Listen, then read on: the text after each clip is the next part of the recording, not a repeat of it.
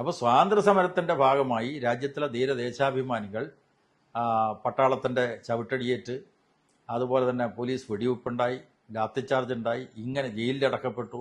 ഇങ്ങനെ തടവറയിലൊക്കെ കഴിഞ്ഞ ഘട്ടത്തിൽ RSSന്റെ ശാഖയിൽ കബഡി കളിച്ച ആളുകളാണ് ഇപ്പോൾ രാജ്യത്ത് അധികാരത്തിലുള്ളത്. അങ്ങനെ ഞങ്ങൾ പഴയതെല്ലാം മാറിയിട്ടുണ്ട്, പഴയ ചിന്താഗതികൾ ഞങ്ങൾ ഉപേക്ഷിച്ചിട്ടുണ്ടെന്ന് പറഞ്ഞാൽ ശരിയാകുമോ?